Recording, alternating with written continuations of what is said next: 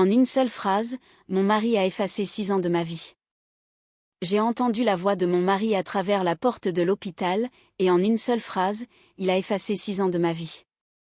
Dès que la promotion sera confirmée, je divorce d'elle. Elle a déjà payé pour tout ce dont nous aurons besoin. Ma sœur a ri. Ma mère a acquiescé. Personne ne savait que j'étais à 1 mètre de là, tenant un cadeau que j'avais emballé de mes propres mains. Je n'ai pas pleuré, je n'ai pas crié. Je me suis retournée, je suis retournée à ma voiture, et j'ai commencé à construire le genre de fin qu'il n'avait jamais vu venir. Mon nom est Adeline, et voici l'histoire de la façon dont les personnes qui étaient censées m'aimer le plus ont tenté de m'effacer de ma propre vie, et comment je me suis assurée qu'ils n'oublieraient plus jamais mon nom. Pendant la majeure partie de ma vie, j'ai été la personne fiable. Pas la favorite, pas l'enfant préféré, juste celle sur qui les gens comptaient quand quelque chose devait être fait, payé, ou arrangé discrètement. Ma sœur cadette, Deline, était celle qui recevait la voix douce de notre mère, la patience supplémentaire, le bénéfice du doute. À moi, on me disait d'être compréhensive, d'être la personne mature, de laisser passer les choses. Je me disais que cela n'avait pas d'importance.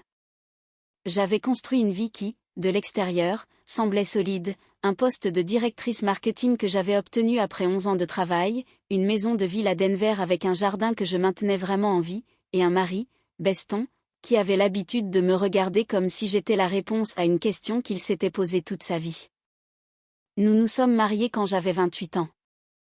Les premières années ont été bonnes, vraiment bonnes, pas le genre de bonnes années dont on doit se convaincre après coup. Beston travaillait dans l'immobilier commercial, courant après une promotion au poste d'associé principal qui semblait toujours à portée de main, à une transaction près. J'ai soutenu sa quête. J'ai pris en charge une plus grande part de nos dépenses communes lorsque ses commissions baissaient. Je me disais que c'était ça, un partenariat. Puis sont venues les années où nous avons essayé d'avoir un bébé, 3 fausses couches, 2 cycles de traitement de fertilité qui ont épuisé nos économies, et quelque chose de plus difficile à nommer. Quelque part au milieu de cette succession de rendez-vous et de salles d'attente, Beston a commencé à s'éloigner peu à peu, une chose que je ne voulais pas réaliser. Moins de questions sur mon état. Plus de soirées tardives qu'il appelait des dîners de clôture. Une nouvelle habitude de quitter la pièce lorsque son téléphone sonnait. Je me disais que les mariages traversent des phases. Je me disais que le deuil fait faire des choses étranges aux gens. Je me disais beaucoup de choses, parce que l'alternative était de regarder en face ce qui se passait réellement, et je n'étais pas prête. Deline, pendant ce temps, vivait la vie que notre mère avait toujours secrètement souhaitée pour l'une de nous. Elle avait 26 ans, était célibataire, et avait passé la dernière année à rester vague sur une relation qu'elle refusait de nommer. Quand elle a annoncé qu'elle était enceinte, notre mère, Karine, a traité cela comme une évidence, comme un miracle.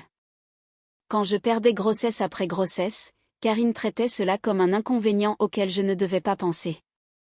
Certaines femmes ne sont tout simplement pas faites pour ça, m'a-t-elle dit une fois, en remuant le sucre dans son café comme si elle ne venait pas de m'enfoncer une cuillère dans une plaie. Je n'ai jamais demandé à Adeline qui était le père. Elle ne l'a jamais mentionné.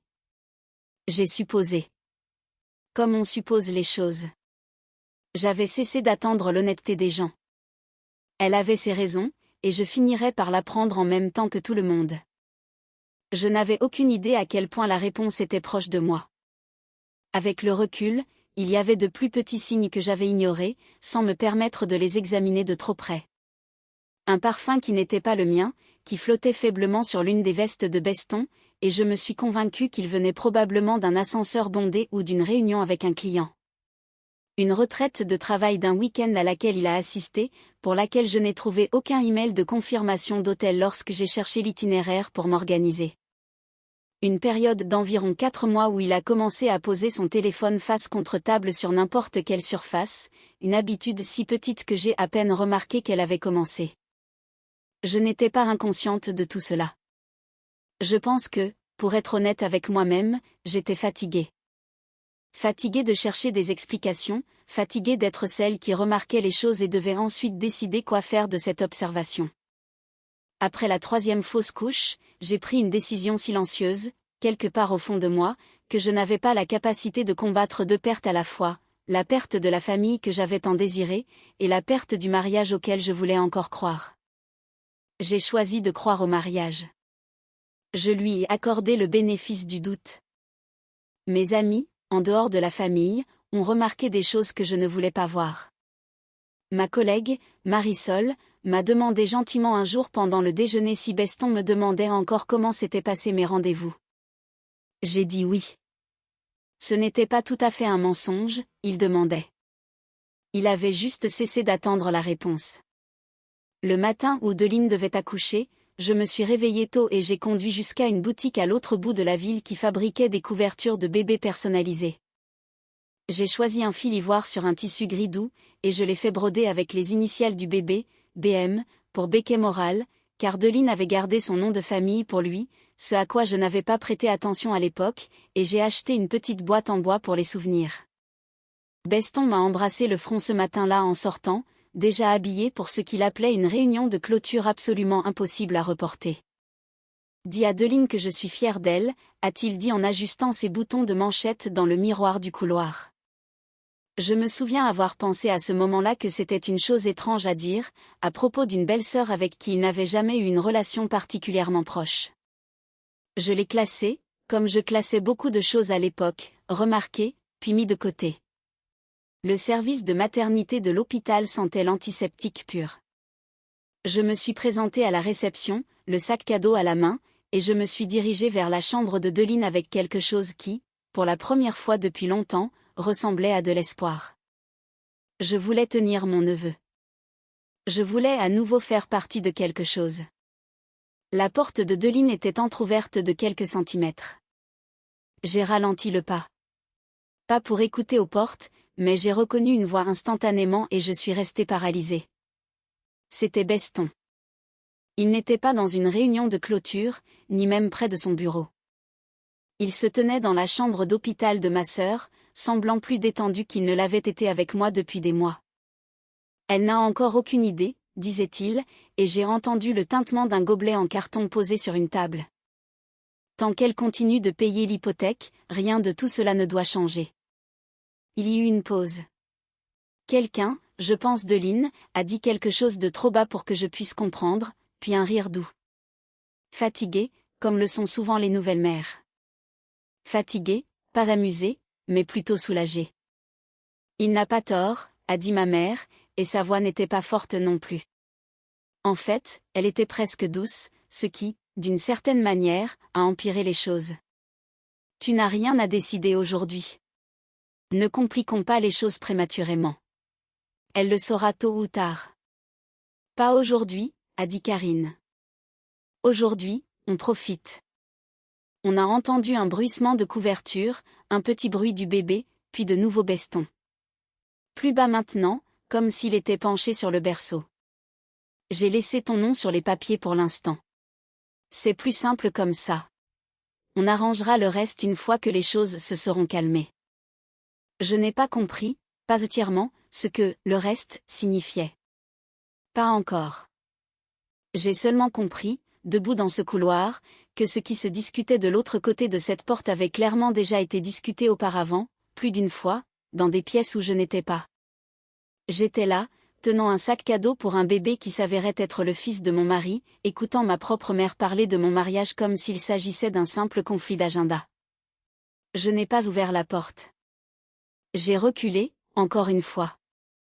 Puis j'ai marché dans ce couloir comme si mes jambes appartenaient à quelqu'un de plus calme que moi. Je suis passé devant le poste des infirmières, je suis entré dans l'ascenseur, et j'ai aperçu mon propre reflet dans les portes en acier. Pâle, les yeux secs, étrangement immobile. Quelque chose en moi était devenu silencieux, ce qui m'a un peu effrayé.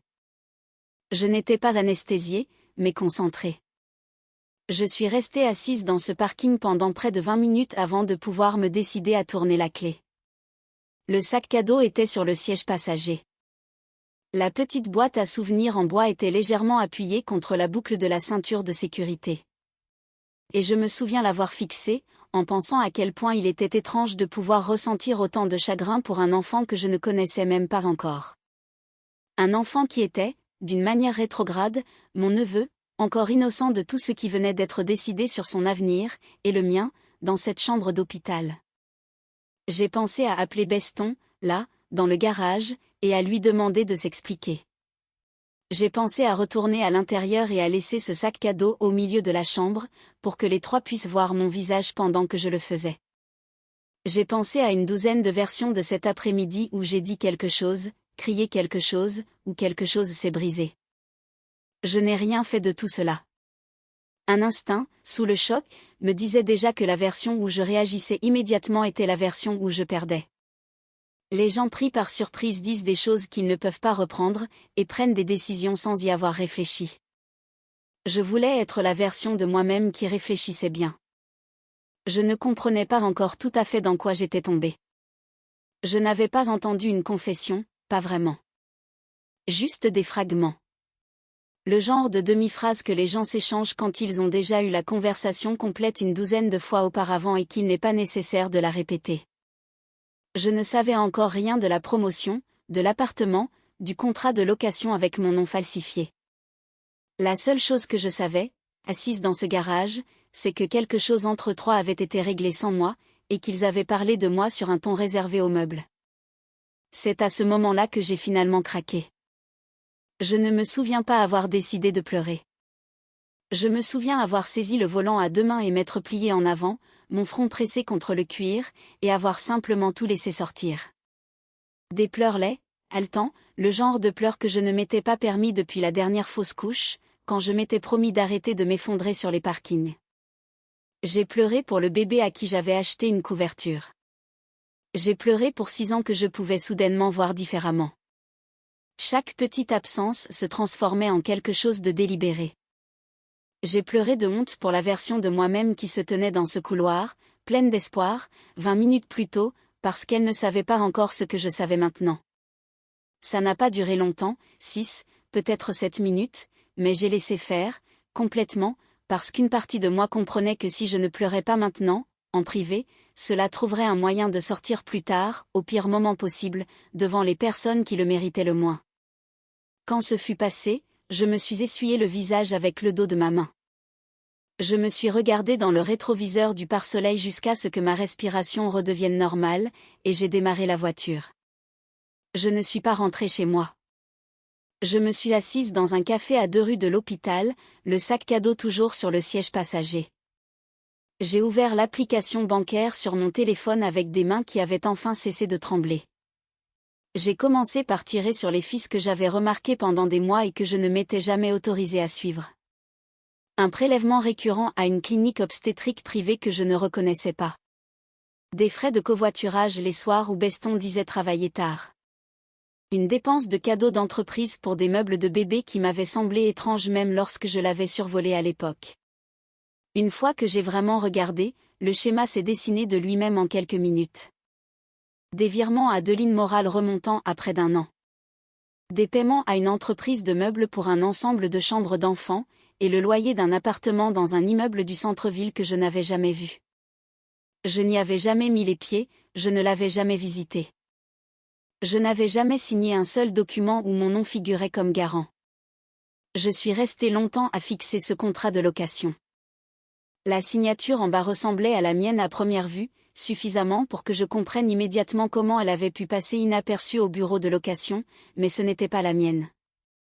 Je connais ma propre signature, comme vous connaissez votre propre écriture.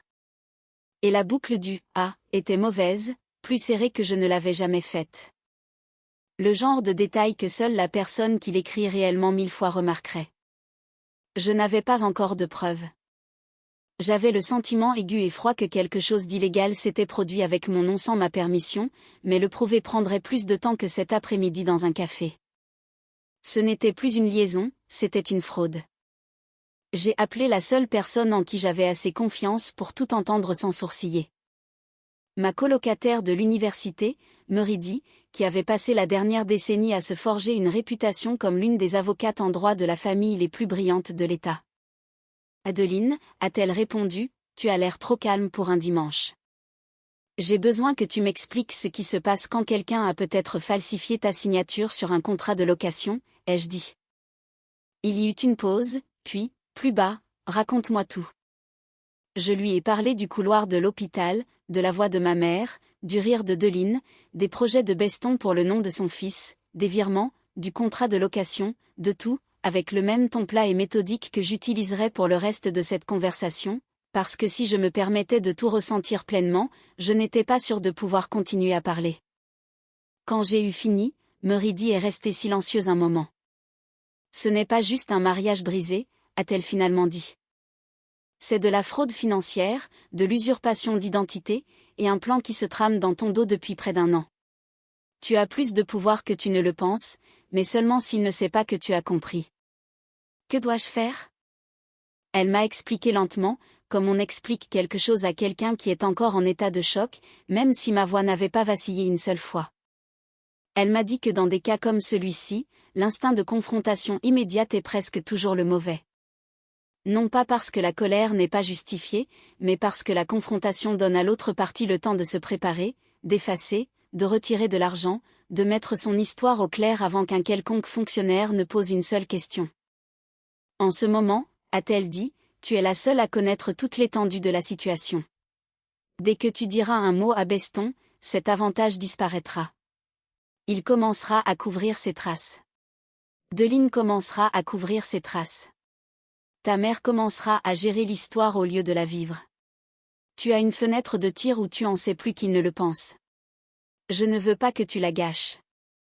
Rien, a-t-elle dit. Pas encore. Laisse-le continuer à croire que tu es exactement là où il t'a laissé. Les gens qui croient que personne ne les observe deviennent négligents. En ce moment, tu n'es pas sa femme qui découvre tout. Tu es la seule personne dans toute cette situation qui a une vue d'ensemble complète. Certain. Ce soir-là, Beston est rentré à la maison avec une odeur de café d'hôpital et un air de confiance. « Comment va Deline » a-t-il demandé en se servant un verre d'eau, aussi nonchalant que d'habitude, comme s'il n'avait pas passé l'après-midi dans sa chambre d'hôpital, à faire des plans qui m'effaçaient de son avenir. « Elle va bien, ai-je dit. Le bébé est en bonne santé. » Il a souri, vraiment satisfait, et a tendu la main pour me serrer dans ses bras.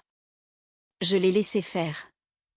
Il n'avait aucune idée que, pendant que ses bras m'entouraient, j'avais déjà commencé à compter les jours avant que tous ses plans ne s'effondrent.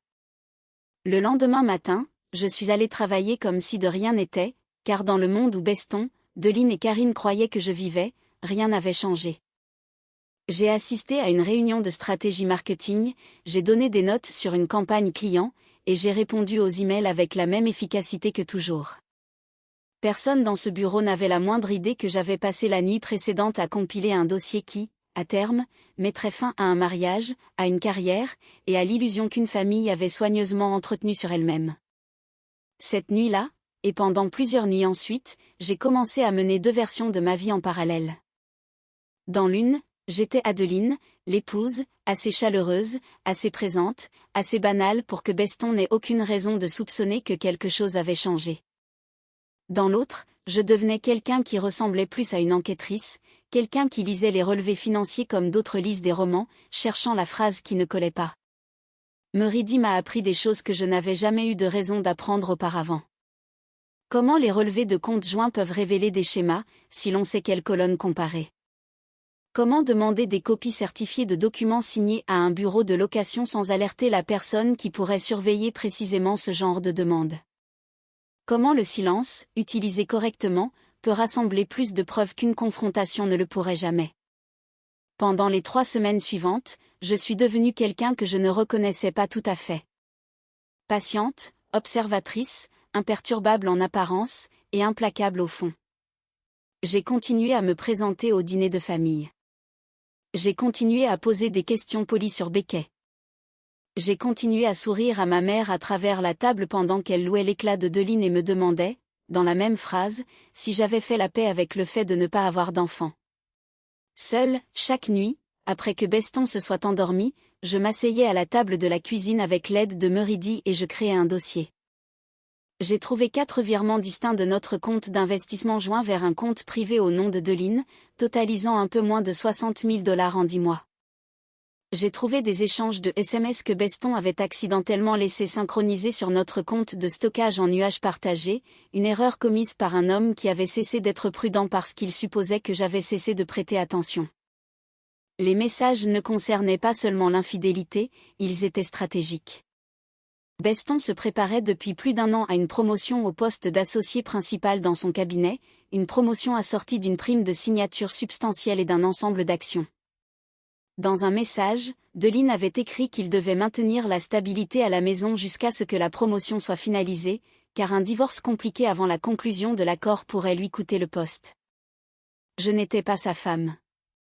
J'étais une figurante avec un salaire, maintenue en poste jusqu'à ce que je ne sois plus utile. Le contrat de location falsifié était la pièce qui allait tout changer sur le plan juridique, si elle tenait. Meridi a envoyé les documents à une experte en graphologie avec qui elle avait déjà travaillé, m'avertissant de ne pas attendre une réponse rapide. Ces choses-là, a-t-elle dit, prennent généralement plusieurs semaines, parfois plus, car une véritable comparaison implique d'extraire des années de mes signatures authentiques sur des formulaires bancaires, des déclarations d'impôts, de vieux papiers, et de vérifier l'uniformité de la pression des traits et de la formation des lettres sur l'ensemble. Il ne s'agit pas seulement de comparer 2 documents à l'œil nu. Cela a pris 19 jours. Quand le rapport est finalement arrivé, il était sans équivoque. La signature sur le contrat de location n'était pas la mienne. Elle présentait des schémas compatibles avec un calque plutôt qu'une écriture naturelle, assez proche pour passer inaperçue dans un bureau de location qui ne regardait pas attentivement, mais pas assez proche pour survivre à une comparaison médico-légale avec 2 décennies de documents portant ma véritable signature. C'est la pièce qui fait bouger les choses rapidement une fois qu'elle est confirmée, m'a dit Meridi le jour où le rapport est arrivé. Tout le reste est une affaire de divorce. Ceci est une affaire pénale, si tu veux que ça le soit. J'ai réfléchi à cela un long moment. J'ai pensé à la voix de ma mère me qualifiant d'utile. J'ai pensé au rire de Deline. J'ai pensé au projet de Beston pour le nom de son fils, et à la facilité avec laquelle il avait dit que je l'accepterais simplement, parce que je l'avais toujours fait. Je ne veux pas seulement un divorce, ai-je dit à Meridi. Je veux qu'ils comprennent exactement sur quoi ils ont construit tout ça. Il y eut une autre découverte au cours de ces semaines qui a transformé ma compréhension de toute la situation, et elle ne provenait pas du tout des dossiers de Beston. Elle venait de ma mère. Alors que je fouillais dans de vieux papiers de famille à la recherche d'un document sans rapport avec tout cela, un titre de propriété de la succession de mon défunt père que Karine m'avait demandé d'aider à localiser, j'ai trouvé un dossier contenant les anciens relevés bancaires de ma mère datant de près de 15 ans. Elle les gardait dans la même boîte d'archives, plus par habitude que par organisation. À l'intérieur se trouvait la trace d'un petit prêt discret que Karine avait contracté à l'époque, au nom de mon père, à son insu, pour couvrir une dette de jeu qu'elle n'avait jamais mentionnée à aucune de ses filles. Mon père l'avait découvert. Selon une note manuscrite jointe au relevé, ils avaient tous 2 convenu d'enterrer l'affaire plutôt que de laisser cela affecter l'image de la famille. J'ai longtemps réfléchi à cette découverte. Elle ne justifiait rien de ce que Karine avait dit dans le couloir de l'hôpital. Au contraire, elle l'expliquait. L'instinct calme et expérimenté de ma mère de protéger le confort de la famille avant l'honnêteté n'était pas nouveau. C'était un schéma qu'elle vivait depuis des décennies. Un schéma qu'elle avait simplement transmis, comme les familles transmettent presque tout, sans le vouloir et sans jamais appeler les choses par leur nom. Cela ne m'a pas fait lui pardonner. Cela m'a fait comprendre que je n'avais pas affaire à une seule trahison. J'avais affaire à un système familial qui avait décidé, bien avant que je n'en fasse partie, que certains types de malhonnêteté étaient acceptables tant qu'ils maintenaient la paix. J'étais simplement la première personne de ce système qui n'était pas disposée à continuer de payer pour cela. La promotion au poste d'associé principal que Beston visait devait être annoncée lors de la réception annuelle de printemps de son entreprise, un événement en tenue de soirée dans un hôtel du centre-ville où associés, clients et tous les membres du conseil d'administration se réunissaient sous un même toit. Beston m'avait demandé de venir, non pas parce qu'il voulait que je sois là, je le comprenais maintenant, mais parce qu'une épouse stable et bien habillée à ses côtés faisait partie de l'image qu'il devait maintenir jusqu'à ce que l'encre de son nouveau titre soit sèche. J'ai dit oui. Meridi et moi avions passé 2 semaines à nous préparer pour cette soirée, en coordination avec un rapport médico-légal maintenant finalisé et un détective privé qui avait discrètement rassemblé des dossiers financiers montrant le schéma des virements avec date, montant et source. Le plan n'était pas de tout faire exploser au milieu de la salle de bal. Ce genre de scène, a-t-elle dit, a tendance à amener une entreprise à se refermer sur ses propres alliés plutôt que de prendre la plainte au sérieux.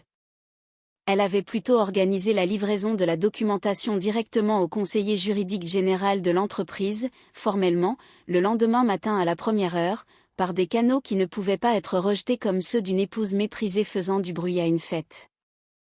Je portais une robe vert émeraude profond qu'il m'avait dit un jour être sa préférée. Je me suis coiffée comme il aimait. J'ai souri à ses collègues et j'ai répondu aux questions sur mon travail de marketing avec une chaleur sereine qui inspirait la confiance. Personne dans cette salle n'avait la moindre idée de ce qui se préparait. L'associé directeur du cabinet est monté sur scène vers 21h, a remercié les personnes présentes pour une autre année réussie, et a annoncé Beston comme le nouvel associé principal. Des mains ont été serrées. Les gens ont applaudi. J'ai applaudi avec tout le monde, et je suis rentrée à la maison avec lui ce soir-là, en disant tout ce qu'il fallait sur ma fierté. L'enveloppe est arrivée au bureau du conseiller juridique général à 8h15 le lendemain matin. J'ai appris plus tard, par des bribes que Beston a laissé échapper au cours des jours suivants, comment les événements se sont déroulés à partir de là. Le conseiller juridique général l'a appelé le même après-midi, non pas avec des accusations, mais avec des questions qui semblaient d'abord routinières sur un compte joint et un contrat de location qui était apparu lors d'un examen de conformité. Beston a répondu prudemment, certain que cela serait oublié. Ce ne fut pas le cas. Les entreprises qui financent de grosses transactions commerciales réussissent ou échouent en fonction de leur crédibilité auprès des banques et des régulateurs. Et une falsification documentée liée aux finances personnelles d'un nouvel associé n'était pas quelque chose que le service juridique pouvait simplement ignorer une fois que cela avait été formellement signalé. 3 jours plus tard, Beston a été mis en congé administratif dans l'attente d'une enquête interne. Une semaine plus tard, l'enquête a révélé une deuxième incohérence non liée dans l'un de ses anciens rapports de dépenses, un détail qui n'avait rien à voir avec moi, mais qui a considérablement facilité la décision du cabinet une fois qu'ils examinaient déjà tout le reste de son dossier à la loupe. À la fin de cette deuxième semaine, son poste avait été purement et simplement supprimé, le titre d'associé principal révoqué avant même d'apparaître sur un seul papier à en-tête. Je n'ai pas confronté Beston pendant tout ce temps. J'ai laissé le cabinet faire ce que les cabinets font, silencieusement, méthodiquement, et sans une once de sentimentalisme. Au moment où son licenciement a été définitif, 3 semaines et demie après cette réception, il avait cessé de prétendre que l'examen de conformité était routinier. Il est rentré à la maison le soir où il a été licencié, plus pâle que je ne l'avais jamais vu, et m'a finalement demandé directement si je savais quelque chose à ce sujet. Je sais tout, ai-je dit. Les virements, l'appartement, le contrat de location avec une signature qui n'est pas la mienne. Delaine, Becquet, tout. Je le sais depuis des semaines. J'ai vu quelque chose sur son visage se transformer en temps réel, la confiance cédant la place à quelque chose de plus proche de la panique. Adeline, je peux expliquer. Pas la peine, ai-je dit. J'ai déjà l'explication. Elle est dans un dossier, dans plusieurs dossiers, en fait. J'ai déposé la demande de divorce la même semaine, avec la documentation du contrat de location falsifié jointe comme preuve. Meridi, suivant également mes instructions, a envoyé une notification formelle au service des fraudes de la société de location, déclenchant une enquête indépendante sur la manière dont une signature qui ne correspondait pas à mes 6 ans de transactions bancaires avait pu être acceptée sans vérification. La société de location, peu disposée à assumer la responsabilité d'une falsification documentée, a rapidement agi pour résilier complètement le contrat de location, ce qui signifiait qu'en un mois, l'appartement autour duquel Beston et Delaine avaient construit leur avenir imaginé n'existait plus pour aucun d'entre eux. Le dîner de famille où tout a finalement éclaté n'était pas quelque chose que j'avais prévu. C'était la cérémonie de baptême de Becquet, 3 semaines plus tard. Le rassemblement avait lieu chez ma mère, où je me suis rendue parce que Meridi m'avait conseillé que me montrer calme et présente en dirait plus que si je restais à l'écart. Delaine était radieuse, tenant son fils, recevant des compliments sur sa façon de manger, sur sa croissance pour un nouveau-né. Ma mère était à ses côtés avec une aisance que je ne me souvenais que rarement avoir vue avec moi.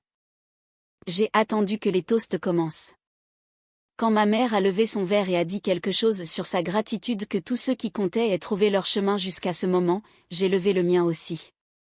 À la famille, ai-je dit, et à tous ceux qui ont travaillé si dur pour en construire une, en utilisant mon nom, mes comptes, et une signature sur un contrat de location qui n'était pas vraiment la mienne. La pièce est devenue silencieuse d'une manière particulière. La manière dont les pièces deviennent silencieuses quand quelque chose de vrai vient d'atterrir là où personne ne s'y attendait. Je n'ai pas élevé la voix. Ce n'était pas nécessaire. J'ai simplement posé mon verre, remercié ma mère d'avoir été l'hôte, et j'ai dit que j'espérais que les trois avaient trouvé ce qu'ils cherchaient, parce que moi, je l'avais enfin trouvé. Puis je suis partie. Karine m'a appelé 11 fois avant que j'atteigne ma voiture. J'ai laissé tous les appels aller sur la messagerie vocale. Les messages variaient de la fureur à la supplication. Chacun tournait autour de la même plainte centrale, que j'avais embarrassé la famille, que j'avais choisi un moment terrible, que je n'avais donné à personne une chance de s'expliquer. Pas un seul des 11 messages ne contenait une excuse. Aucun ne demandait comment j'allais.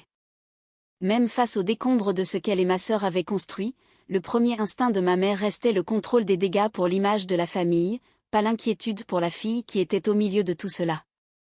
Deline a envoyé un SMS des heures plus tard. Tu n'étais pas obligé de faire ça devant tout le monde. Je l'ai lu 2 fois, puis j'ai posé le téléphone sans répondre. Il y avait quelque chose de presque approprié dans le fait que son objection ne portait pas sur ce qui s'était passé, mais seulement sur le fait que je l'avais finalement dit à voix haute, dans une pièce où elle ne pouvait pas contrôler comment on la regarderait après. Le divorce a progressé plus rapidement que nous ne l'avions prévu, en grande partie parce que Beston n'avait plus les ressources ni la position pour le combattre. Les preuves médico-légales entourant le contrat de location falsifié et les virements non divulgués ont donné à Meridi suffisamment de poids pour obtenir un règlement qui reflétait exactement à quel point notre vie commune avait été, en fait, financée presque entièrement par moi. J'ai gardé la maison. J'ai gardé mes comptes de retraite intacts. J'ai reçu un règlement qui tenait compte des 60 000 $ qui avaient été discrètement détournés pour soutenir une famille dont j'ignorais l'existence. L'enquête pour fraude de la société de location a progressé séparément, et plus lentement, mais elle a progressé. Beston a dû faire face à des conséquences qui se sont étendues bien au-delà de notre mariage. Des conséquences qui n'avaient plus rien à voir avec moi, mais avec les choix qu'il avait faits en croyant que personne ne regardait. Deline et moi ne nous sommes pas parlé depuis la cérémonie de baptême. Ma mère a appelé quelques fois. Chaque message était une sorte de plaidoyer pour que je laisse le passé derrière moi pour le bien de Becky. Je ne réponds pas. Becky est un enfant innocent, qui n'a rien choisi de tout cela, et aucune de mes décisions ne lui est destinée. Mais être gentille avec un bébé et rouvrir une relation avec les adultes qui ont construit son existence sur mon dos sont 2 choses très différentes, et je ne suis plus intéressée à les confondre. J'ai déménagé 6 mois plus tard, pas très loin, dans un quartier plus calme de la ville, dans un endroit plus petit qui m'appartient entièrement, rempli de meubles que j'ai choisis sans demander l'avis de personne. J'ai recommencé à courir, quelque chose que j'avais abandonné pendant mes années de traitement pour la fertilité. J'ai accepté un rôle de direction au travail, un poste que j'avais discrètement refusé pendant 2 ans parce que je ne voulais pas perturber un mariage qui, au final, était perturbé depuis très longtemps. Certains matins, je pense encore à ce couloir d'hôpital, à la version de moi-même qui se tenait là avec un sac cadeau, encore pleine d'espoir, encore en train d'essayer. Je ne regrette pas qu'elle ait existé. Je ne vis simplement plus comme elle. Ceux qui m'appelaient utile, froide et difficile ont basé tous leurs plans sur l'hypothèse que je continuerais à accepter les choses en silence, comme je l'avais toujours fait. Ils ont oublié qu'une femme qui paie toutes les factures d'un ménage sait généralement exactement où va l'argent, et exactement comment l'arrêter. 1 an après ce couloir d'hôpital, j'ai recommencé à remarquer les petites satisfactions quotidiennes, celles qui sont enfouies lorsque vous passez des années à gérer les secrets des autres sans le savoir. Les dimanches matins avec un café que je n'ai pas à partager, un placard qui ne contient que mes vêtements, un calendrier sans rendez-vous que je dois expliquer à quiconque. Je pense encore à Becky parfois, et j'espère sincèrement qu'il grandit dans un foyer plus honnête que celui qui a été construit autour de son arrivée. Cette partie n'a jamais été sa faute, et ne le sera jamais. Mais j'ai appris qu'aimer un enfant à distance et rester lié aux adultes qui vous ont utilisé pour financer leur existence sont 2 choix, pas un seul, et j'ai le droit de les faire séparément. Meridi me dit que mon cas est devenu une sorte de référence discrète dans son cabinet. La preuve que la patience, lorsqu'elle est associée à la bonne documentation, fait plus de dégâts à des gens comme Beston que n'importe quelle quantité de colère ne le pourrait. Je la crois. La colère brûle vite, puis elle s'éteint. Ce que j'ai construit a pris des semaines à assembler et des mois à se déployer. Et quand ce fut terminé, il ne restait plus rien à contester pour personne. Juste des dossiers, juste des dates, juste la vérité exposée dans un format que personne dans cette famille ne pouvait contourner. Si quelqu'un dans votre entourage avait discrètement construit un avenir sur le dos de votre argent et de votre nom, à quel moment seriez-vous retourné dans cette pièce? Et qu'auriez-vous dit?